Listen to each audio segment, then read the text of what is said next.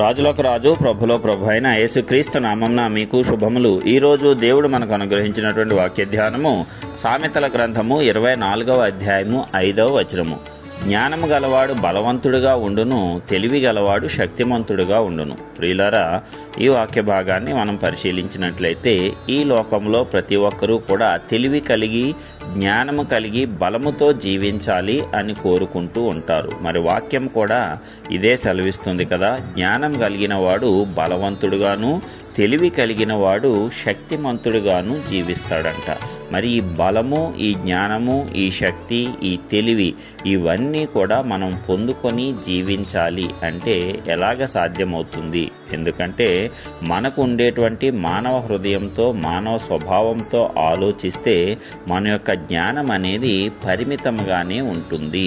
మరి దేవుడి యొక్క జ్ఞానాన్ని గనక మనం పొందుకున్నట్లయితే దేవుడు అనంత జ్ఞాని. ఆయన యొద్ద నుంచి గనక నీవు జ్ఞానాన్ని, తెలివిని పొందుకుంటే నీవు నిజమైనటువంటి జ్ఞానవంతుడుగాను, తెలివైన వాడవుగాను ఉండి బలవంతుడుగాను, శక్తివంతుడుగాను ఈ లోకంలో జీవించగలవు. అయితే ఈ లోక జ్ఞానాన్ని గనక నీవు ఆశ్రయించినట్లయితే ఈ లోక జ్ఞానము దేవుని దృష్టికి వెర్రితనముగా కనిపిస్తుంది. ఈ లోకంలో నీవు సంపాదించేటువంటి జ్ఞానం వల్ల నీకు అహంకారము కలుగుతుంది, గర్వం అనేది పెరుగుతుంది. అది నీ నాశనానికి దారి తీస్తుంది. అయితే ఎప్పుడైతే నీవు దేవుని యొద్ద నుంచి జ్ఞానాన్ని అడిగి పొందుకుంటావో, దేవుని యొద్ద నుంచి తెలివిని పొందుకుంటావో, ఆ జ్ఞానము, ఆ తెలివి నీకు వివేచనను కూడా అనుగ్రహిస్తాయి.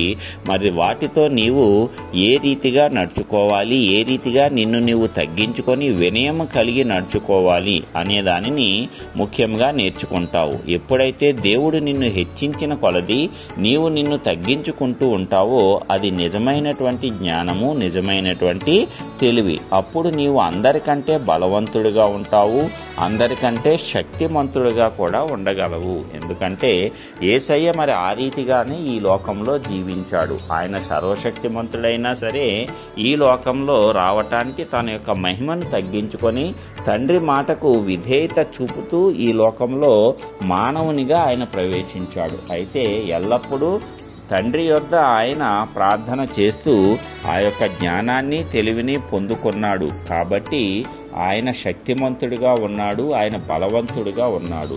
ఆయన యొక్క ప్రాణాన్ని ఎవరూ తీయలేకపోయారు. ఆయన తనంతట తానే తన ప్రాణాన్ని అప్పగించే వరకు ఎవ్వరూ కూడా ఆయన మీద అధికారం చెలాయించలేకపోయారు. ఆ రీతిగా ఆయన అంత బలవంతుడయ్యాడు, అంత శక్తిమంతుడయ్యాడు. అదేవిధంగా అందరి పాపాలను భరించాలంటే చాలా శక్తి కావాలి, అందరినీ క్షమించాలి అంటే చాలా బలము కావాలి. ఆ రీతిగా ఆయన ఆ యొక్క బలాన్ని, శక్తిని దేవుని యొద్ద నుంచి పొందుకున్నాడు. మనం అనిగితే ఈ లోకంలో ఎక్కువ మంది వాడికి పరిచారకులుంటే బలవంతుడుగానో, లేక అతనికి అధికమైనటువంటి సిరి సంపదలుంటే బలవంతుడుగానో మనము ఎంచుతూ ఉంటాము. శక్తిమంతుడుగానో మనం ఎంచుతూ ఉంటాము. అధికారం ఉంటే, రాజకీయ నాయకుడైతే మనము వారికి అధికమైనటువంటి శక్తి, అధికమైన బలము ఉన్నట్లుగా ఎంచుతాము. కానీ అవన్నీ కూడా దేవుడి నుంచి మనుష్యులకు అనుగ్రహింపబడినవే. దేవుడు ఒకనికి బలమును, అధికారమును, శక్తిని ఇవ్వకపోతే ఏ ఒక్కడూ దానిని పొందుకోలేడు.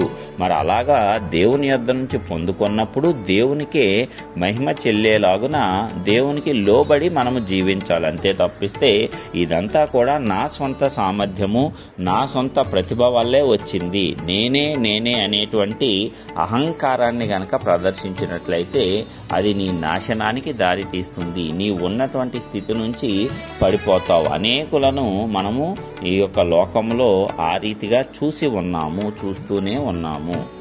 కాబట్టి ప్రియులారా, మనము కూడా నిజమైనటువంటి పరలోక జ్ఞానాన్ని పొందుకుందాము. ఆ జ్ఞానము కలిగితే మనము నిజమైన బలవంతులుగా ఉంటాము. దేవుని యొద్ద నుంచి తెలివిని పొందుకుంటే నిజమైన శక్తివంతులుగా మనం ఈ లోకంలో జీవిస్తాము. నిజమైన శక్తివంతుడు, బలవంతుడు అంటే ఎవరు? ఏ శ్రమ వచ్చినా, ఏ ఆపద వచ్చినా తొనకకుండా దేవుడు నాకు తోడుగా ఉన్నాడు అనేటువంటి విశ్వాసాన్ని కలిగి ఉన్నవాడే నిజమైనటువంటి బలవంతుడు, శక్తిమంతుడు. మరి ఆ రీతిగా మనమందరము కూడా శక్తివంతంగాను బలవంతంగాను దేవుని ఎదుట జీవించి అదే విధంగా ఆ శక్తిని ఆ బలాన్ని ప్రేమతో మాత్రమే ఉపయోగిస్తూ ఏ ఒక్కరి నాశనానికి కాకుండా అందరినీ క్షమిస్తూ నిజమైనటువంటి బలంగా నిజమైనటువంటి శక్తిగా మనము జీవించటానికి ఆ జ్ఞానాన్ని ఆ తెలివిని దేవుని యొద్ద నుంచి పొందుకోవటానికి ఎల్లప్పుడూ కూడా ఆ దేవునితో సహవాసము చేయాలి. మరి ఈ రీతిగా మనమందరము జీవించాలని నజరేయుడైన యేసు పరిశుద్ధ నామమున ప్రార్థించుచున్నాను. ఆమేన్.